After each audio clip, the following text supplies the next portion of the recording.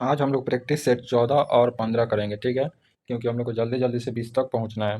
और आज के प्रैक्टिस सेट में केवल हम ऑप्शन ही नहीं मारेंगे, ठीक है। बहुत सारे हमारे फ्रेंड का कमेंट था कि आप डायरेक्ट ऑप्शन मार के चले जाते हैं, ठीक है। तो हम एक एक क्वेश्चन को डिस्कशन के साथ, मतलब लास्ट जो 6 गो सेट चलेगा उसका एक एक डिस्कशन एग्जाम के पॉइंट से बहुत इंपॉर्टेंट रहेगा, ठीक है। मतलब 70 से 80% क्वेश्चन ये जितने भी डिस्कशन होगा इसके बाद से आप देखिएगा जरूर टकराएगा, ठीक है। जो भी स्टूडेंट पेड बैच में नहीं जुड़े हैं आप जुड़ जाइएगा, वहाँ पूरा पीडीएफ भेज दिया गया है और प्लस में इंपॉर्टेंट क्वेश्चन भी भेजा जा रहा है।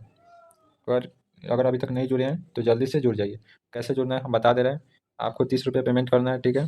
30 रुपये पेमेंट कीजिएगा, आपको ग्रुप में जोड़ दिया जाएगा। ग्रुप में जोड़ने के बाद आपको 1 से 2 घंटा के अंदर में पीडीएफ प्रोवाइड हो जाएगा। आप बता रहे हैं किस नंबर पर आप मैसेज कीजिएगा। एक नंबर है, नोट कीजिए, 70 50 33 40 14, ठीक है। वहाँ पे बोलिएगा कि हमें स्कैनर भेजिए, ठीक है। वहाँ पे अपने हमको पेड बैच में जुड़ना है, आप जुड़ जाइएगा। वहाँ 4000 इंपॉर्टेंट क्वेश्चन भी भेजा जा रहा है। चलिए बिना टाइम वेस्ट किए हम लोग क्वेश्चन को शुरू करते हैं। पहला क्वेश्चन है, मयूरभंज छऊ डॉट डॉट एक जनजातीय नृत्य शैली है। तो यहाँ इसका देखिए, इसका सबसे पहले हम आंसर नहीं मारेंगे। आंसर मारने के बाद हम डिस्कशन इसका नीचे से करेंगे, ठीक है। एक क्वेश्चन में कम से कम 5 से 6 पॉइंट निकालेंगे। इसका आंसर होगा उड़ीसा, ठीक है। उड़ीसा होगा। इसके क्या क्या बात ध्यान रखना है, मयूरभंज छऊ जो था वह कलकार मखौटा नहीं पहनते थे, ठीक है। और दूसरा बात यह याद रखना है कि छऊ नृत्य मुख्यतः झारखंड, उड़ीसा और पश्चिम बंगाल के जनजातीय क्षेत्र में प्रचलित था, ठीक है। और ये चैत्र माह के 3 दिनों तक मनाया जाता था, ठीक है। और उसके बाद छऊ नृत्य की प्रमुख शैली क्या क्या है, झारखंड में सरायकेला और उड़ीसा का मयूरभंज छऊ तथा पश्चिम बंगाल में पुरुछलिया छऊ, ठीक है। क्या क्या, झारखंड में सरायकेला और उड़ीसा में मयूरभंज छऊ और पश्चिम बंगाल में पुरुलिया, ठीक है। 2010 में छऊ नृत्य को अमूर्त संस्कृत विरासत में शामिल किया गया, ठीक है। कब शामिल किया गया है, 2010 में, ठीक है। चलिए अब क्वेश्चन नंबर 2 देखते हैं। 31 दिसंबर 1947 को संविधान सभा में कितने सदस्य थे। 31 दिसंबर 1947 को संविधान सभा में 299 सदस्य थे, ठीक है। माउंटबेटन योजना जब आया, 3 जून 1947 को माउंटबेटन योजना आया, उसके बाद विभाजन के परिणाम स्वरूप संविधान सभा में जो कितने रह गए, 229 रह गए, ठीक है। उसके बाद 229 रह गए और 70 प्रतिनिधि भारतीय रियासत में शामिल हो गए, ठीक है। संविधान सभा का यहाँ से क्वेश्चन क्या बनेगा, संविधान सभा की प्रथम बैठक 9 दिसंबर 1946 को हुई थी। 11 दिसंबर 1946 को डॉक्टर राजेंद्र प्रसाद को संविधान सभा का अस्थायी अध्यक्ष चुना गया और वही अस्थायी के बाद कहा जाएगा तो सच्चिदानंद सिन्हा हो जाएगा, ठीक है। और सर बी एन राव को संवैधानिक सलाहकार के रूप में नियुक्त किया गया। किससे, सर बी एन राव को, सर बी एन राव को, ठीक है। 3 नंबर में 1930 के दांडी मार्च का नेतृत्व किसने किया था। तो 1930 का जो दांडी मार्च का था वो महात्मा गांधी किए थे, ठीक है। और 12 मार्च 1930 को गांधी जी ने 78 समर्थकों के साथ, ठीक है। कितने समर्थक, ये बीपीएससी का क्वेश्चन है और कितने क्वेश्चन पूछा हुआ था कि महात्मा गांधी कितने समर्थकों के साथ दांडी यात्रा शुरू किया, तो 78, उसका आंसर होगा 78, ठीक है। और यहाँ दूसरा बात यह भी रखना है कि कितने किलोमीटर, तो 385 किलोमीटर की दूर दांडी यात्रा का समर्थन किया, ठीक है। कुल यात्रा में 24 दिन लगा था, ठीक है। कुल यात्रा में 24 दिन लगा था। 6 अप्रैल 1930 को दांडी मार्च पहुंचा गया, ठीक है। और नमक कानून तोड़ दिया गया और उसके बाद सवज्ञा आंदोलन की शुरुआत की गई। एक क्वेश्चन याद रखिएगा कि दांडी मार्च के बाद कौन सा आंदोलन शुरू हुआ, तो सवज्ञा हो गया आंदोलन, ठीक है। सुभाष चंद्र बोस ने जो गांधी जी के नमक सत्याग्रह की तुलना किससे किया, नेपोलियन के एल्बा पेरिस यात्रा से और मुसोलिनी की मिलान से रोम से की, ठीक है। जो सुभाष चंद्र बोस ने गांधी जी की नमक सत्याग्रह आंदोलन जो हुआ था उस किससे तुलना किया, नेपोलियन के एल्बा से पेरिस यात्रा के मुसेलिनी मिलान से रोम यात्रा से की, ठीक है। दांडी मार्च के दौरान कमला देवी चट्टोपाध्याय ने गांधी जी को आंदोलन में केवल पुरुषों से सीमित रखने की राजी महिलाओं में भी शामिल किया। चलिए 4 नंबर क्वेश्चन है, भारत की जनगणना 2011 के अनुसार किस शासित जनसंख्या सबसे कम है।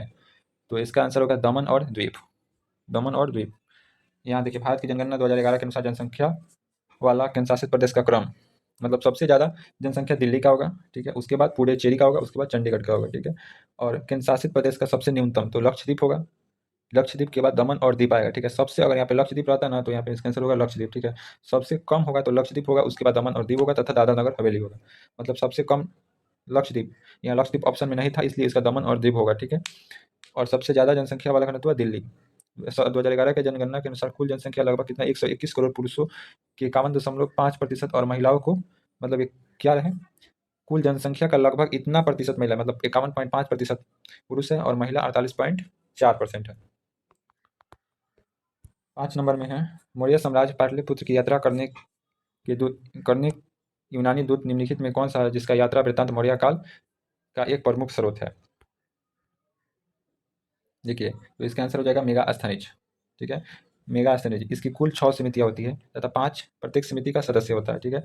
पाटलिपुत्र नगर का प्रशासन 30 सदस्यों वाली समिति द्वारा होता है।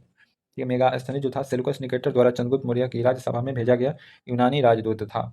उसके बाद मेगा स्तनेज ने तत्कालीन भारतीय समाज को 7 श्रेणी में विभाजित किया। ठीक है। सबसे पहला दार्शनिक, कृषक, पशुपालक, कारीगर, योद्धा, सैनिक, निरीक्षक और मंत्री परिषद।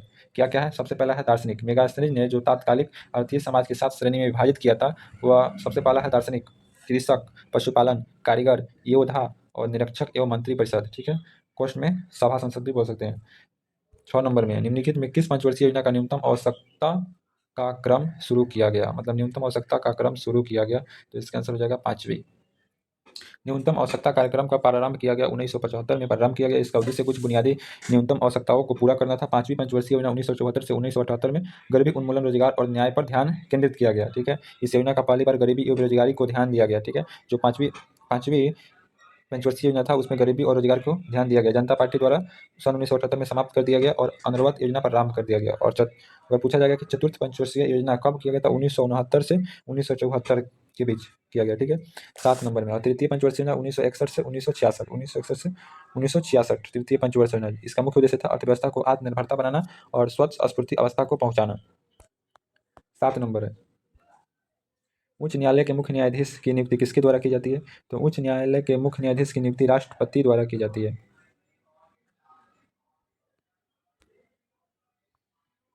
बंगाल विभाजन कब हुआ?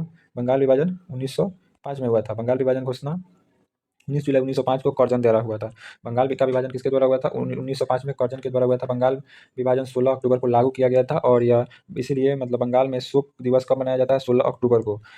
16 अक्टूबर को गुरुदेव रविंद्रनाथ टैगोर के नेतृत्व में रक्षाबंधन दिवस भी मनाया जाता है। ठीक है। यहाँ से प्रश्न पूछा जाएगा कि 16 अक्टूबर को क्या क्या निम्नलिखित में क्या कौन कौन दिवस मनाया जाता है? तो वहाँ पे प्रश्न में रहेगा शोक दिवस भी होगा और रविंद्रनाथ टैगोर के नेतृत्व में रक्षाबंधन दिवस भी मनाया जाता है। ठीक है। और मुसलमानों के लिए निर्वाचन पृथक प्रणाली मतलब 1909 में आया था। मार्लो मिंटो सुधार अधिनियम 1909 में हुआ था। क्वेश्चन है 9 नंबर। उत्तरी गोलार्ध की सबसे लंबी रात्रि कब होती है? तो उत्तरी गोलार्ध की सबसे लंबी रात्रि 22 दिसंबर को होती है। इससे हम लोग क्योंकि 22 दिसंबर को सूर्य मकर रेखा के लंबवत होती है। ठीक है। मकर संक्रांति के दिन दक्षिणी गोलार्ध में सबसे बड़ा दिन होता है और 21 जून को सूर्य कर्क रेखा के लंबवत होती है। ठीक है। इसे कर्क संक्रांति कहते हैं और 22 दिसंबर को मकर संक्रांति कहते हैं। इसलिए इसका आंसर हो जाएगा 22 दिसंबर। पृथ्वी का एकमात्र प्राकृतिक उपग्रह क्या है? पृथ्वी का एकमात्र प्राकृतिक उपग्रह है चंद्रमा। ठीक है। चंद्रमा पृथ्वी का मात्र प्राकृतिक उपग्रह है चंद्रमा। पृथ्वी और चंद्रमा के बीच की औसत दूरी कितना है? 3,84,365 किलोमीटर है। पृथ्वी से चंद्रमा कितना प्रतिशत देख सकते हैं? पृथ्वी से चंद्रमा का 59% देख सकते हैं। ठीक है। और चंद्रमा को जीवाश्म ग्रह का दर्जा दिया गया। चंद्रमा जो है उसे जीवाश्म ग्रह का दर्जा दिया गया। चंद्रमा पृथ्वी की एकमात्र परिक्रमा करने में कितना समय लगता है? 27 दिन 8 घंटे पूरा लगते हैं। ठीक है। चंद्रमा का अध्ययन क्या कहलाता है? सेलेनोलॉजी कहा जाता है। चंद्रमा का अध्ययन क्या कहा जाता है? सेलेनोलॉजी। और सुपरमून चंद्रमा की वह स्थिति है जब पृथ्वी के सबसे निकट हो। क्या? चंद्रमा। अंगोला की राजधानी कहाँ है? अंगोला की राजधानी लुआंडा है। ठीक है। ऑप्शन नंबर यहाँ पे ए हो जाएगा। उसके बाद देखिए अंगोला का मुद्रा क्या पूछा जाएगा? अंगोला का मुद्रा पूछा जाएगा तो क्वाजा आ जाएगा। जबिया की राजधानी कहाँ है? लुसंका। जबिया की राजधानी कहाँ है? लुसंका। जबिया का राजधानी कहाँ है? लुसंका। कांगो की राजधानी कहाँ है? किसनसा। ठीक है। कांगो की राजधानी कहाँ है? किसनसा। और लाइबेरिया की राजधानी कहाँ है? मनोरोबिया। लाइबेरिया की राजधानी कहाँ है? मनोरोबिया। ऑप्शन नंबर बी हो जाएगा। अभी तक चैनल को सब्सक्राइब नहीं किए होंगे तो चैनल को सब्सक्राइब कर दीजिएगा और सेशन को लाइक कर दीजिएगा। ठीक है। चलिए 12 नंबर देखते हैं। पुग्गा घाटी कहाँ स्थित है? पुग्गा घाटी कहाँ स्थित है? तो पुग्गा घाटी आपका लद्दाख में स्थित है। ठीक है। पुग्गा घाटी को भूतापीय ऊर्जा का अधिक संभावना है। ठीक है। यहाँ हीट स्प्रिंग और सल्फर का जमा होता है। पुग्गा घाटी में हीट स्प्रिंग और सल्फर का जमा होता है। बात सही है। देखिए यहाँ क्या क्या पूछा जाएगा घाटी के बारे में। हम आपको 12 घाटी बता रहे हैं उसमें से 2 या 3 क्वेश्चन बहुत इंपॉर्टेंट है। अराकू घाटी कहाँ पे? आंध्र प्रदेश में है। बग्गास घाटी कहाँ है? जम्मू कश्मीर में है। बग्गस घाटी जम्मू कश्मीर, लेकिन बराक पूछा जाएगा। बगस और बराक में अंतर है। बग्गस जम्मू कश्मीर और बराक असम में पूछा जाएगा। ठीक है। बसपा बसपा हिमाचल प्रदेश में हो जाएगा। बसपा हिमाचल। भैरथी घाटी उत्तराखंड। चंबा घाटी हिमाचल प्रदेश। चुम्बी घाटी सिक्किम। दून घाटी उत्तराखंड। हम्बन घाटी हिमाचल प्रदेश। हम्बन घाटी हिमाचल प्रदेश। कंबम घाटी तमिलनाडु। कंबम घाटी तमिलनाडु। नीलम घाटी जम्मू कश्मीर। नीलम घाटी जम्मू कश्मीर। आप वीडियो को 2 से 3 बार देखिएगा, आपको वीडियो पूरा कंफर्म याद हो जाएगा। ठीक है। ये कि क्वेश्चन नहीं भूलेंगे आप। कंबम घाटी तमिलनाडु। नीलम घाटी जम्मू कश्मीर। नीलम घाटी जम्मू कश्मीर। नुब्रा घाटी लद्दाख। नुब्रा घाटी लद्दाख। अब आइए हम बता रहे हैं इसमें क्या क्या। बराक घाटी बहुत इंपॉर्टेंट है। बराक घाटी कम से कम 5 बार पूछ चुका गया है। बराक घाटी असम में है। बसपा घाटी कहाँ है? हिमाचल प्रदेश में। ठीक है। भैरथी घाटी कहाँ है? उत्तराखंड में। भैरथी घाटी उत्तराखंड में। चंबा घाटी कहाँ है? हिमाचल प्रदेश में। 13 नंबर। इनमें से किस राज्य से होकर कर्क रेखा नहीं गुजरती है? तो कर्क रेखा 13 का डी हो जाएगा। उड़ीसा राज्य से होकर नहीं गुजरती है। कर्क रेखा लगभग कितने राज्य से होकर गुजरती है? इसका आप कमेंट में दीजिएगा। कर्क रेखा जो भारत के 8 राज्य से होकर गुजरती है। ठीक है। मध्य प्रदेश, छत्तीसगढ़, झारखंड, राजस्थान, गुजरात, पश्चिम बंगाल, मिजोरम और त्रिपुरा से होकर गुजरती है। ठीक है, कर्क रेखा भारत को लगभग मध्य भाग से होकर 21 जून को, मतलब जो सूर्य जो होता है कर्क रेखा को 23.23 डिग्री उत्तरी अक्षांश पर लंबवत होता है। इस दिन उत्तरी गोलार्ध में सबसे बड़ा दिन होता है 21 जून को। अभी हम इसके पीछे बताए थे। ये क्वेश्चन जरूर याद करिए। 23.5 डिग्री दक्षिणी अक्षांश को मकर रेखा कहते हैं, 23.5 डिग्री उत्तरी अक्षांश को कर्क रेखा कहते हैं।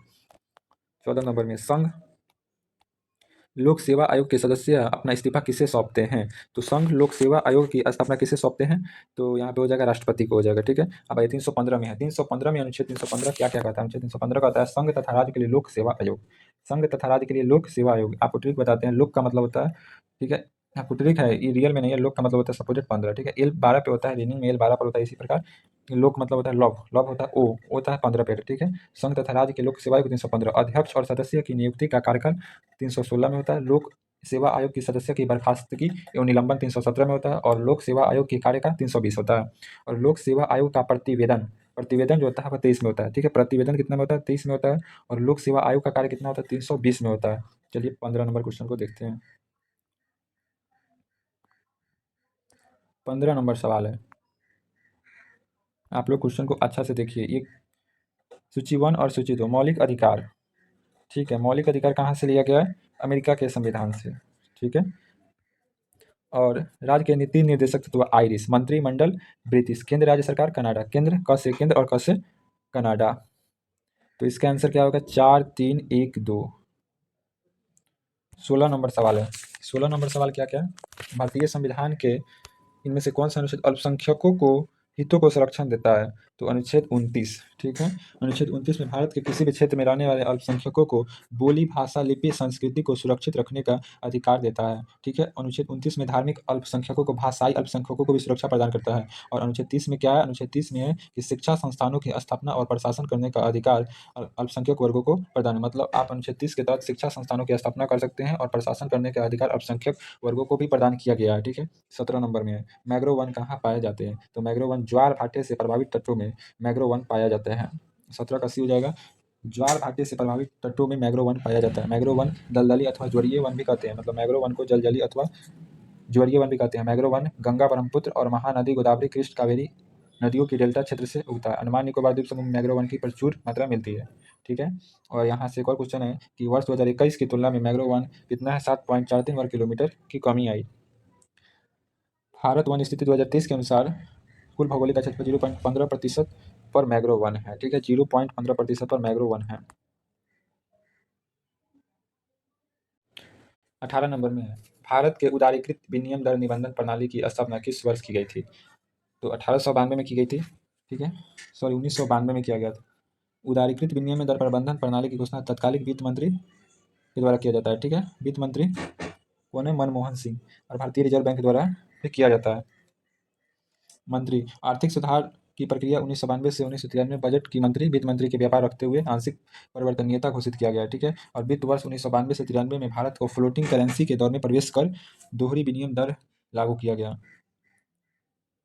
19 नंबर में है, M S Swaminath dot dot है, एक कृषि वैज्ञानिक है। ठीक है, भारत में हरित क्रांति की शुरुआत 1966 से 1967 में हुआ था। ठीक है, एम एस स्वामीनाथन को आनुवंशिकी विशेषज्ञ एवं भारत में हरित क्रांति के जनक माने जाते हैं। ठीक है, भारत की विश्व हरित क्रांति के जनक किसे? नॉर्मन बोरलॉग को माना जाता है।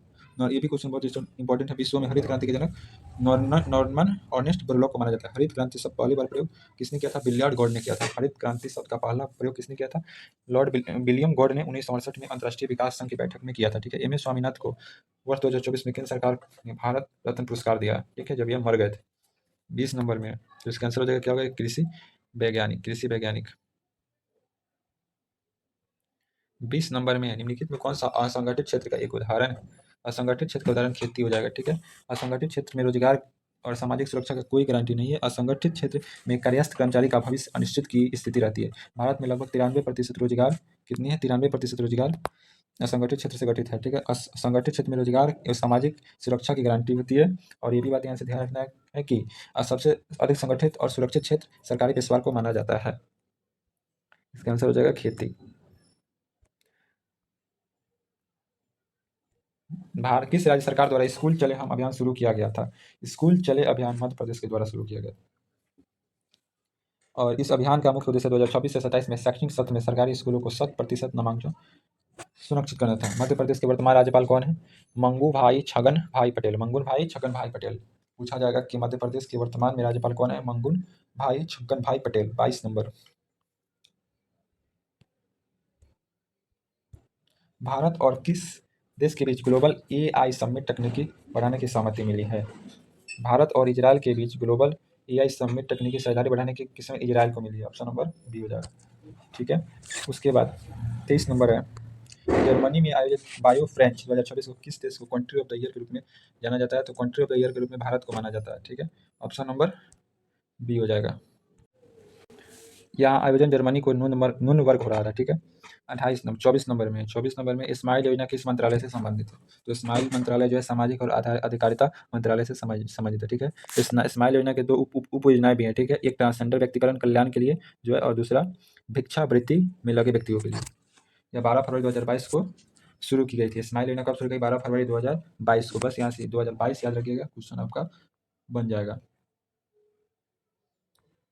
25 नंबर में है, 12वीं एशियाई एथलेटिक्स 2026 को भारत ने कुल कितने पदक जीते हैं? तो कुल 5 पदक जीते हैं। ठीक है, खिलाड़ी का नाम क्या क्या है आप बताइए। 6 से 8 फरवरी 2026 को एशियाई इंडोर एथलेटिक्स में चैंपियनशिप जो चीन और तियांजिन के बीच आयोजित की गई थी, इसमें कुल कितने पदक जीतकर छठा स्थान प्राप्त किया था? तो इसका आंसर दीजिएगा 5 पदक जीता गया था। ठीक है, एक और क्वेश्चन बताइए कि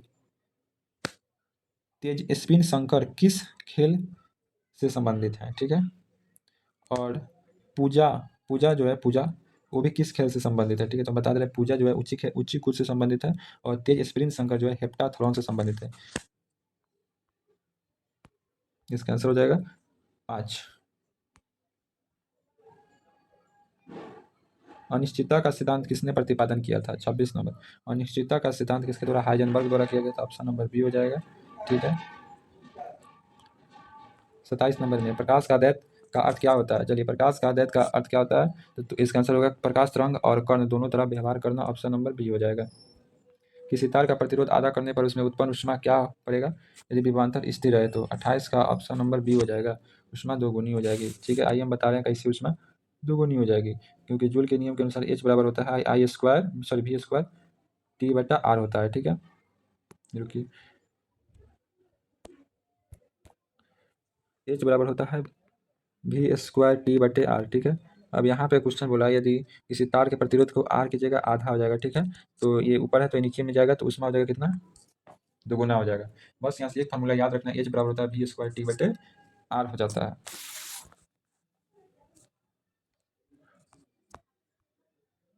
लॉरेंज बल का सूत्र पूछा गया। लॉरेंज बल का सूत्र क्या होता है? ऑप्शन नंबर 30 का हो जाएगा आपका। सॉरी, कुछ क्वेश्चन अभी नीचे भी है। 29 नंबर, पैरावैद्युत सामर्थ्य कैसे मात्रक क्या होता है? पैरावैद्युत सामर्थ्य कैसे मात्रक वोल्ट प्रति मीटर होता है। ठीक है, पैरावैद्युत सामर्थ्य का कैसे मात्रक क्या होता है? वोल्ट प्रति मीटर होता है।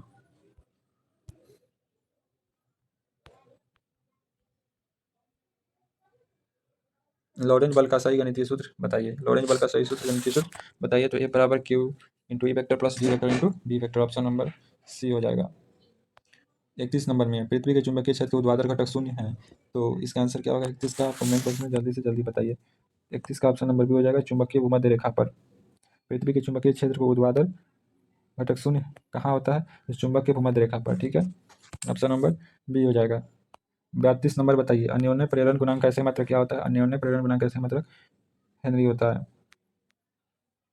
एक बात याद रखिए, अन्योन्य प्रेरण वह घटना जिसमें एक कुंडली में धारा परिवर्तन के कारण पास रखी दूसरी कुंडली में विद्युत वाहक बल प्रेरित होता है। ठीक है, एक हेनरी प्रेरकत्व जब प्राथमिक में एक कुंडली एम्पियर प्रति सेकंड की दर से धारा बदलने की द्वितीयक में 1 वोल्ट का ईएमएफ उत्पन्न होता है।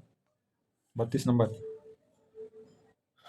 33 नंबर है। 33 नंबर में है, पूर्ण आंतरिक परिवर्तन के क्रांतिक कोण में क्या संबंध है? तो 33 का ऑप्शन नंबर बी हो जाएगा। 33 का ऑप्शन नंबर बी हो जाएगा, साइन थीटा सी बराबर 1/μ। ऑप्शन नंबर बी हो जाएगा। हाइगेंस के क्रम के सिद्धांत के अनुसार किसकी व्याख्या नहीं कर पाया? ठीक है, तो इसका आंसर होगा 34 का आपका आंसर सी हो जाएगा। प्रकाश विद्युत प्रभाव व्यक्तिकरण को तो किया था, परिवर्तन को भी किया था और विवर्तन को भी किया। प्रकाश विद्युत प्रभाव को व्याख्या नहीं कर पाया, 34 का सी हो जाएगा। 35 का डी बर्गौली तरंगदैर्घ्य और इलेक्ट्रॉन के त्वरक विभव के बीच क्या संबंध है? तो इसका आंसर हो जाएगा ऑप्शन नंबर सी हो जाएगा, भी लैम्डा समानुपाती होता है 1 बटा रूट के अंदर भी के, क्योंकि डी बुर्गोली तरंग दे, लेमडा बराबर होता है एच बटा रूट के अंदर 2m³ भी होगा, ठीक है। या लेमडा बराबर 12.27 एंगस्ट्रॉम बटा भी लिखा जा सकता है। हाइड्रोजन परमाणु की पाषण श्रेणी किसमें लिखी जाती है? तो 36 का ऑप्शन नंबर हो जाएगा सी हो जाएगा। 36 का हाइड्रोजन परमाणु की पाषण श्रेणी स्पेक्ट्रम किसमें दिखती है? अवरक्त क्षेत्र में, ठीक है। कहाँ देखी जाती है? अवरक्त क्षेत्र में। 37 नाभिकीय रिएक्टर में शीतलक का आकार क्या होता है? 37 का आंसर बताइए। इस नाभिकीय रिएक्टर में शीतलक के रूप में किसका प्रयोग किया जाता है? तो भारी जल या द्रवित सोडियम, ऑप्शन नंबर ए हो जाएगा। 38 नंबर का क्वेश्चन है, एक अर्धचालक में वर्जित ऊर्जा अंतराल की चौड़ाई बढ़ जाने से उसकी चालकता क्या होती है? 38 नंबर का हो जाएगा बी हो जाएगा, ठीक है। उसकी चालकता घटती है। एक अर्धचालक में वर्जित ऊर्जा अंतराल की चौड़ाई बढ़ जाने से उसकी चालकता क्या होती है? घट जाती है, ठीक है। 39 नंबर में नॉर गेट किन दो गेटों का संयोजन है? नॉर गेट किन दो गेटों का संयोजन है? इसका आंसर बताइए। नॉर गेट जो होता है और नॉट का संयोजन है, ठीक है। और नॉर गेट जो है और किसका? और प्लस नॉट का संयोजन है, ऑप्शन नंबर बी हो जाएगा। आयाम मॉड्यूलेशन में क्या स्थिर रहता है? तो आयाम मॉड्यूलेशन में आपका आवृत्ति और काला स्थिर रहता है, आयाम और शक्ति और कुछ स्थिर नहीं रहता है, ये गलत है। आवृत्ति और काला जो होता है वो स्थिर रहता है, ऑप्शन नंबर बी हो जाएगा। ब्लैक होल के पास से गुजरने वाला प्रकाश वापस क्यों नहीं आता है? तो 41 का ऑप्शन नंबर आपका अत्यधिक गुरुत्वाकर्षण के कारण इसका आंसर हो जाएगा, अत्यधिक गुरुत्वाकर्षण के कारण, ठीक है। विद्युत चुंबकीय तरंगों की प्रकृति कैसी होती है? विद्युत चुंबकीय तरंगों की प्रकृति कैसी होती है? इसका आंसर हो जाएगा आपका 42 का बी हो जाएगा, अनुप्रस्थ तरंग, ऑप्शन नंबर बी हो जाएगा। व्हीटस्टोन सेतु का उपयोग किसके लिए किया जाता है? तो अज्ञात प्रतिरोध को मापने के लिए, क्योंकि P बटा Q इक्वल टू R बटा S होता है। सरल आवर्त गति के प्रत्यानयन बल के विरुद्ध किया गया कार्य किस रूप में संचित होता है? तो सरल आवर्त गति द्वारा किया गया कार्य स्थितिज ऊर्जा के रूप में संचित होता है। स्थितिज ऊर्जा का आप कमेंट बॉक्स में उसका सूत्र आप बताइएगा। 46 नंबर में है, जेनर डायोड को हमेशा उत्क्रमित अभिनत में जोड़ा जाता है। जेनर डायोड को किस अभिनत में जोड़ा जाता है? तो हमेशा उत्क्रमित अभिनत में जोड़ा जाता है, ऑप्शन नंबर बी हो जाएगा। क्रांति कोण का मान किस रंग के लिए न्यूनतम होता है? इसका आंसर आप लोग कमेंट में दीजिएगा, ठीक है। 48 नंबर में है, सभी और वेग के बीच ग्राफ कैसा होगा? एक सीधी रेखा जो परवलय बिंदु से गुजरती है, ऑप्शन नंबर बी हो जाएगा। अब बहुत सारे हमारे स्टूडेंट कह रहे होंगे कि कैसे कैसे क्वेश्चन बता रहे हैं, तो हम बता दे रहे हैं। इसमें क्या समझाया जाए बताइए? इसमें आपको क्या समझाया जाए? मैथ जो है उसको आगे हम समझाएंगे किस तरह हुआ है, ठीक है। क्योंकि हम लोग के पास भी टाइम नहीं रहता है। आप लोग वो कमेंट में कर दिए थे कि डायरेक्ट आंसर मार के चले गए, ऐसे थोड़े होता है। तो हम बता दे रहे हैं कि हम वहाँ सोल्यूशन नहीं करा रहे थे, वहाँ पे लिखे हुए थे कि टेस्ट डिस्कशन, उसमें कुछ नहीं लिखा हुआ है, आप जाके वीडियो को देख सकते हैं। 49 नंबर है, 49 नंबर में है, नाभिक के अंदर प्रोटॉन प्रोटॉन के बीच कैसा बल होता है? तो प्रोटॉन प्रोटॉन स्थिर विद्युत और नाभिकीय बल दोनों। 49 का सी हो जाएगा। चलिए 50 नंबर में देखिए, किसी रेडियोधर्मी पदार्थ की सक्रियता का मात्रक क्या होता है? तो किसी रेडियोधर्मी पदार्थ की सक्रियता का क्यूरी भी होता है, बैकुलर भी होता है और रदरफोर्ड भी होता है, ऑप्शन नंबर डी हो जाएगा। 51 नंबर में होगा, प्रकाश विद्युत प्रभाव में उत्सर्जित इलेक्ट्रॉनों की अधिकतम गति ऊर्जा किस पर निर्भर करती है? तो इसका आंसर होगा आपतित प्रकाश की आवृत्ति पर, ऑप्शन नंबर बी हो जाएगा। 52 नंबर में है, अभिक्रिया ए प्लस बी प्रोडक्ट्स का वेग इतना इतना इतना है, तो इस अभिक्रिया में कोटि क्या होगी? तो देखिए इसको समझाने के लिए, ठीक है, बता रहे हैं 1/2 और 2 को जोड़िएगा तो 2.5 होगा। 52 का आपका ऑप्शन नंबर बी हो जाएगा। 1/2 को जोड़ दीजिएगा और 2 को जोड़ दीजिएगा और 2.5 होगा। ये सब क्वेश्चन समझाने वाला है। अब बोलिएगा हर क्वेश्चन को समझाने के लिए तो उतना टाइम थोड़े ना है हम लोग के पास। 53 नंबर में, निम्नलिखित में कौन सा अणु अध्रुवीय है जबकि उसमें ध्रुवीय आबंध मौजूद है? तो 53 का आंसर हो जाएगा आपका सी हो जाएगा, CO2, ठीक है। क्योंकि CO2 की संरचना कैसी होती है? O और double bond C double bond O होता है, ठीक है। CO2 की, तो यहाँ पे क्वेश्चन है निम्न में से कौन सा अणु अध्रुवीय नॉन पोलर है जिसमें उसमें ध्रुवीय आबंध मौजूद है? तो CO2 हो जाएगा।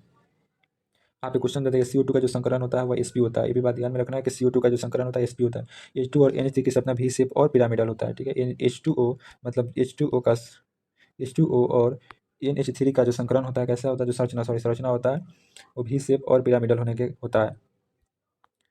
54 नंबर में है, हेल बेल्डर हाइड्राइड जेलरस की HB अभिक्रिया में अल्फा हाइड्रोजन प्रतिस्थापित करेगा।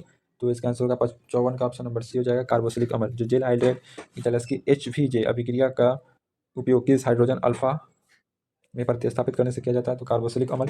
54 का सी हो जाएगा। 55 नंबर में है, CONH3 5NO2 Cl3 CONH3 5ONO Cl2 और CONH3 5 में किस प्रकार की समझौता दर्शातित करेगा? तो हम बता दे रहे हैं, देखिए इसमें क्या है। देखिए यहाँ पे आयन समझौता है, ठीक है, आयन समझौता, ठीक है। सब अलग अलग यहाँ पे तत्व है, ठीक है, क्योंकि यहाँ पे जो है आणविक सूत्र समान है, ठीक है, और ये अलग अलग विलयन में है, ठीक है, इसीलिए इनमें आयन आयन आयन समझौता, ऑप्शन नंबर ए हो जाएगा। कांच के गिलास पर लिखने के लिए किस अम्ल का प्रयोग किया जाता है? तो इसका आंसर हो जाएगा 56 का सी हो जाएगा, HF हाइड्रोजन फ्लोराइड का उपयोग कांच के लिए अम्ल का उपयोग में लिखने के लिए प्रयोग किया जाता है, ठीक है। 57 नंबर में है, निम्नलिखित में कौन सा अमीन हिल्सबर्ग अभिकर्मक के साथ अभिक्रिया तो करता है लेकिन प्राप्त पद के OH में उघलनशील होता है? तो यहाँ द्वितीयक एमीन होगा 57 का जो बी होगा। देखिए क्वेश्चन है कौन सा एमीन हिल्सबर्ग अभिकर्मक के साथ अभिक्रिया तो करता है लेकिन प्राप्त उत्पाद क्षार के OH में अघुलनशील होता है, तो द्वितीयक एमीन। बता दे रहे हैं क्वेश्चन को हम रिपीट इसलिए कर रहे हैं ताकि आपको समझ में आए, ठीक है। एक बार क्वेश्चन बोल देंगे और आंसर मार देंगे तो आप भी कहिएगा कि हाँ डायरेक्ट आंसर मारा जा रहा है, इसीलिए हम क्वेश्चन को 1 से 2 बार रिपीट कर रहे हैं। द्रव अमोनिया में सोडियम धातु को घोलने पर गहरे नीले रंग का कारण क्या है? द्रव सोडियम धातु को घोलने पर प्राप्त गहरे नीले रंग का कारण क्या है? तो इसका आंसर हो जाएगा अमोनिएटेड इलेक्ट्रॉन। 58 का ए हो जाएगा, अमोनिएटेड इलेक्ट्रॉन हो जाएगा। 59 नंबर है K4Fe6 में आयरन की ऑक्सीकरण अवस्था और उपसंयोजन संख्या क्या हो जाएगा, ठीक है। तो ये भी क्वेश्चन आपको बताने लायक है, ठीक है। यहाँ ऑक्सीकरण अवस्था कैसे निकालेंगे? सबसे पहले 4 लिखेंगे, Fe को 4 और पोटेशियम का 1 होता है ऑक्सीकरण अवस्था। और यहाँ पे पूछा हमें आयरन का, तो आयरन को x मानेंगे और Cn का -6 हो जाएगा, बराबर हम लोग करेंगे 0, ठीक है। जब इसको पूरा सॉल्व करेंगे तो 2 आ जाएगा, ठीक है। ये क्या आ जाएगा आपका ऑक्सीकरण संख्या आ जाएगा। अब उपसंयोजन संख्या कैसे निकालेंगे? पहले 2 देखिएगा कौन कौन है, 2 यहाँ है और यहाँ है, ये दोनों कट गया, ठीक है। मतलब ए और सी में आंसर होगा, तो ए और सी को कैसे हम, अब आइए ए और सी के बारे में विचार करते हैं। उपसंयोजन संख्या कैसे निकालते हैं, ठीक है। तो यहाँ Cn के केंद्रित है तो Gn 6 लिगेंड्स जुड़े हुए हैं, ठीक है। तो इसका आंसर होगा 6, यहाँ पे 6 को लिगेंड्स जुड़ा हुआ है इसीलिए 6 होगा। और इस संकुल का आयुपिक नाम क्या होगा? पोटेशियम हेक्साफेरेट 2। कहा गया क्वेश्चन, हाँ पोटेशियम हेक्साफेरेट 2, ये क्वेश्चन याद रखिएगा, पोटेशियम हेक्साफेरेट 2 होता है। शुद्ध लोहा कैसे प्राप्त किया जाता है? शुद्ध लोहा, पिटवा लोहा को शुद्ध लोहा माना जाता है। वसा फैट का क्षारीय जल अपघटन से क्या कहलाता है? 61 नंबर, वसा फैट का क्षारीय जल अपघटन साबुनीकरण कहलाता है।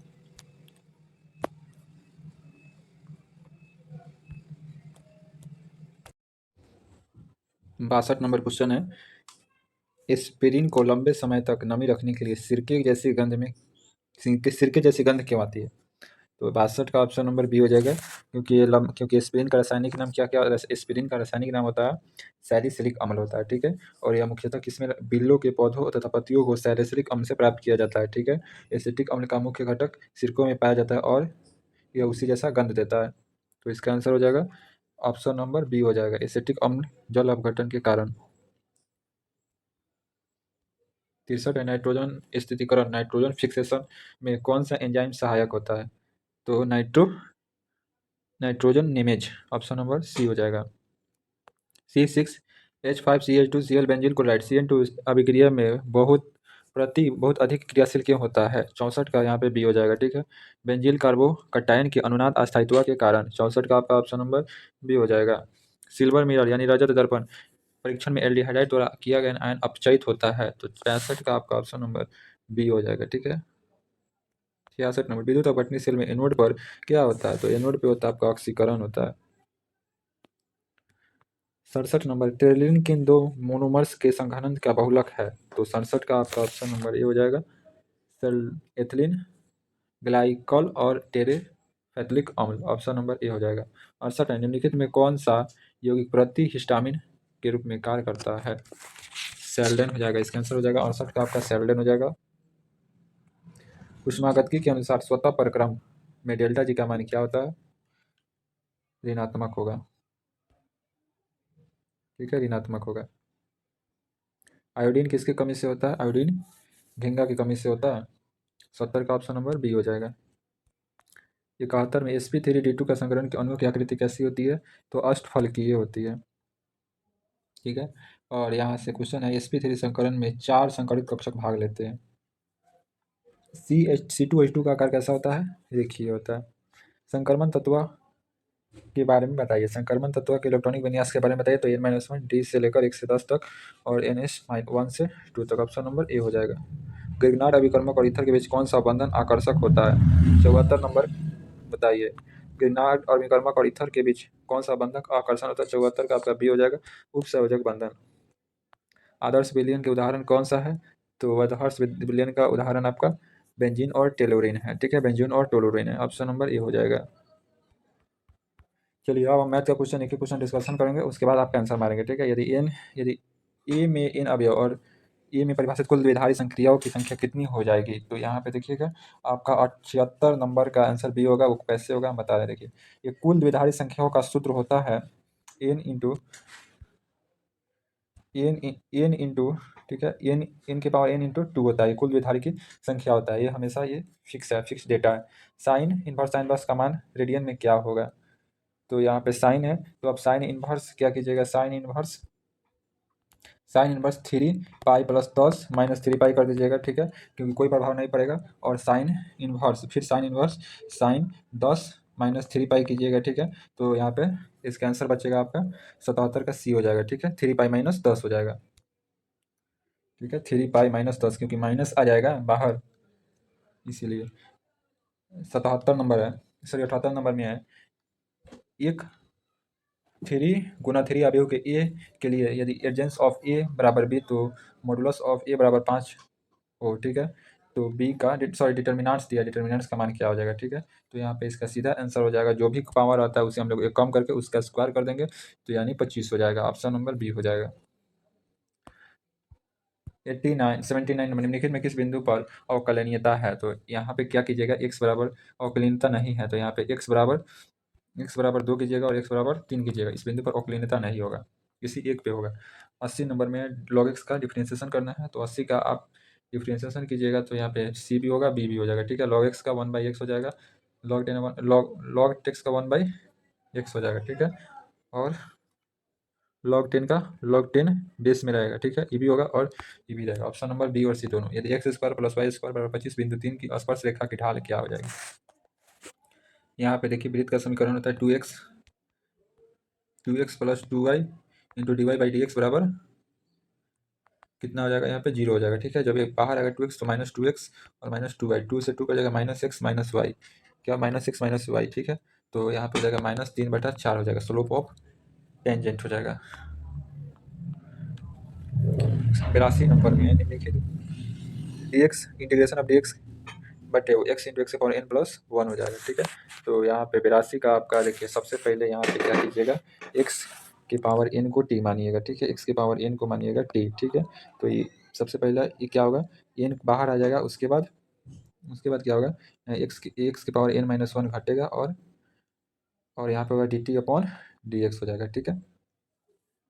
तो यहाँ पे dx की जगह उसको पुट करेंगे, यहाँ पे एक्स एन के पावर की जगह टी करेंगे, ठीक है। तो यहाँ पे हो जाएगा dx बटा एक्स इंटू टी प्लस 1 हो जाएगा, ठीक है। टी प्लस 1 हो जाएगा। तो यहाँ से जो x को जगह हम यहाँ पे n करेंगे, इधर n बाहर लाएंगे तो 1/n बाहर आएगा, ठीक है। 1/n बाहर आ जाएगा और यहाँ पे log t होगा, log t minus 1 plus T plus 1 हो जाएगा, ठीक है, क्योंकि x प्लस 1 था। तो इसका आंसर हो जाएगा log x की पावर n बटा x की पावर n+1। हम समझ रहे हैं कि आपको समझ में नहीं आया होगा, ठीक है। एक बार फिर से बता दे रहे हैं, ठीक है। सबसे पहले आप x की पावर n को हम लोग t मानिएगा, ठीक है। उसके बाद इसको डिफ्रेंसिएशन कीजिएगा, तो n इंटू एक्स की power n-1 into D x upon D T, इतना तो समझ में आएगा। तो जब यहाँ तो डी टी कीजिएगा तो डी एक्स, यहाँ पे एक्स एन सॉरी यहाँ पे n बाहर आ जाएगा, तो डी टी, और अब यहाँ पे पुट कीजिएगा, वहाँ पे D T upon n into T की पावर t+1 कीजिएगा, ठीक है। तो n को बाहर कीजिएगा तो 1/n log t माइनस फिर t+1 कीजिएगा, ठीक है। क्योंकि लॉग ए बटा लॉग बी होता है, माइनस में होता है, तो इसीलिए लॉग ए बटा लॉग बी करके इसका आंसर आपका ये हो जाएगा। यहाँ जब भी इस प्रकार के क्वेश्चन है, 83 नंबर, तो क्वेश्चन इसका आंसर 1 होगा, ठीक है। कैसे होगा, एक्स को पावर कीजिएगा तो एक्स के पावर 2, सॉरी हम लिख नहीं पा रहे हैं, आपको समझ में नहीं आ रहा होगा, हम जान रहे हैं। 2 कीजिएगा और इसको इंटीग्रेशन -1 से 1 तक कीजिएगा, ठीक है। -1 से 1 तक करने के बाद, क्योंकि -1 से नहीं 0 से 1 कीजिएगा, ठीक है। 0 से 1 कीजिएगा जब भी सम फलक हो तब, ठीक है। तो 0 से भागा जाए 0 दीजिएगा और यहाँ पे 1 हो जाएगा, तो 1 का स्क्वायर 1 क्या होगा ना, 1 का स्क्वायर क्या होगा, 1 हो जाएगा। तो इसीलिए इसका आंसर 1 हो जाएगा, ऑप्शन नंबर बी हो जाएगा। 84 नंबर दीर्घवृत्त का समीकरण दिखाना है, तो पाई ए स्क्वायर, इसका आंसर हो जाएगा पाई ए बी हो जाएगा, ठीक है। कुल क्षेत्रफल पूछा गया। 85 नंबर है, अवकल समीकरण dy by d x plus y बटा x equal to x square का हल क्या हो जाएगा, ठीक है। तो इसका आंसर होगा x/4 प्लस सी हो जाएगा, ठीक है। ऑप्शन नंबर बी हो जाएगा। 86 नंबर में क्या, 86 नंबर कब एक दूसरे के बराबर होंगे, तो जब वो 90 डिग्री के होंगे तब वो एक दूसरे के सदिश यानी परिमाण बराबर होंगे। ये जो क्वेश्चन बनेगा, हम क्वेश्चन का पैटर्न बनाते हैं कैसे होगा। साइन थीटा ले लीजिएगा, ठीक है। साइन थीटा बराबर modulus magnitude of a one into a two plus b one into b two plus c one into c two कीजिएगा रूट के अंदर, ठीक है। ए1 का स्क्वायर प्लस ए2 का स्क्वायर प्लस बी2 का स्क्वायर, फिर इंटू रूट के अंदर बी1 का स्क्वायर प्लस बी2 का स्क्वायर प्लस सी2 का, सॉरी ए2 का स्क्वायर प्लस बी2 का स्क्वायर प्लस सी2 का स्क्वायर कीजिएगा, ठीक है। और ये पूरा फाइनल करने के बाद आपका आंसर आ जाएगा 88 नंबर। 88 नंबर क्वेश्चन होमवर्क है। 89 नंबर है, रैखिक प्रोग्रामर है, ठीक है। एलपीपी का क्वेश्चन है। ये क्वेश्चन एग्जाम में आएगा ही नहीं, ठीक है। आप देख लीजिएगा, ये क्वेश्चन एग्जाम के पॉइंट से व्यू नहीं है, लेकिन इसका आंसर हम बता देते हैं। इसका आंसर आपका हो जाएगा सी हो जाएगा, 17 हो जाएगा, ठीक है। क्योंकि जब जेड बराबर क्या है, जेड बराबर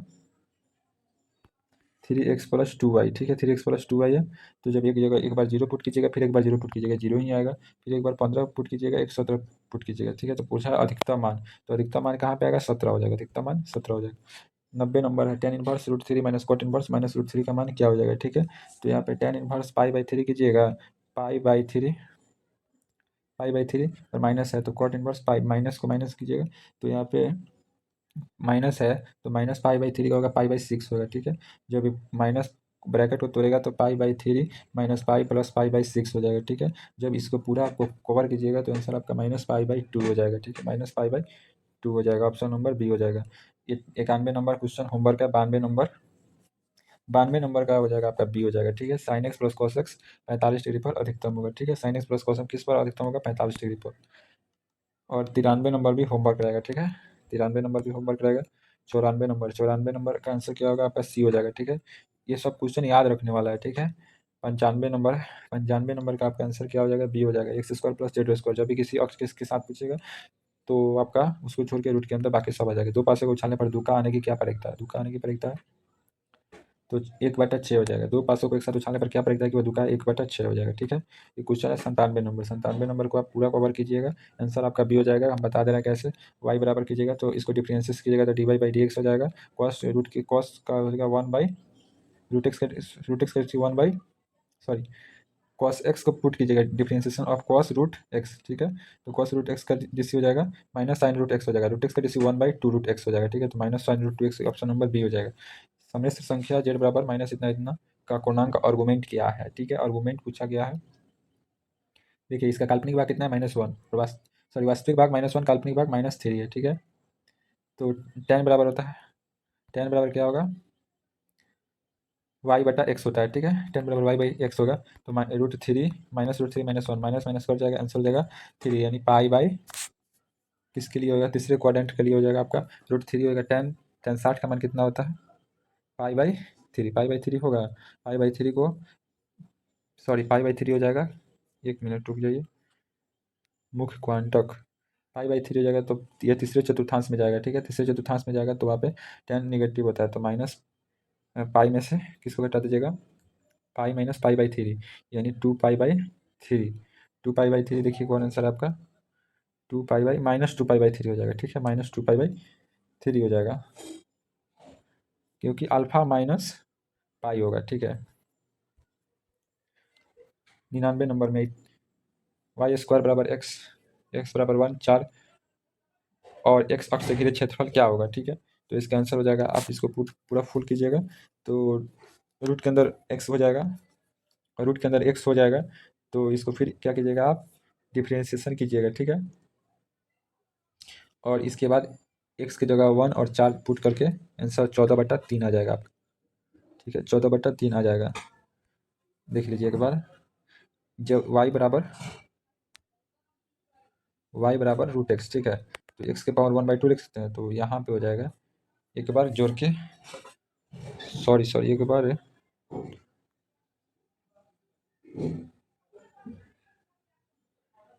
रुकिए एक मिनट, सॉरी। वाई बराबर रूट एक्स हो जाएगा, ठीक है। वाई बराबर रूट एक्स हो जाएगा। हम क्या कर रहे थे, डिफ्रेंशिएशन कर रहे थे, इसीलिए गड़बड़ा रहा था। वाई बराबर रूट एक्स, ठीक है। रूट एक्स का डिफ्रेंशिएशन कीजिएगा तब ना, कहाँ से 1 से 4 तक जाना है, ठीक है। 1 से 4 तक जाना है तो यहाँ पे हो जाएगा 2/3, क्योंकि नीचे आएगा 3/2, तो 2/3 और एक्स के पावर 3/2, ठीक है। 3/2, अब यहाँ पे एक्स की जगह एक बार 4 करके दीजिएगा, 2/3 को इधर बाहर ले लीजिए, ठीक है। और एक बार एक्स की जगह 1 रख दीजिएगा, एक बार 4 रख दीजिएगा, आंसर 14/3 आ जाएगा। ठीक है, 100 नंबर रहेगा होमवर्क। ठीक है, चलिए हम अब यहाँ वीडियो एंड करते हैं। कुछ देर में आपका सेट 15 अपलोड होगा, उसको आप लोग देख लीजिएगा। जय हिंद।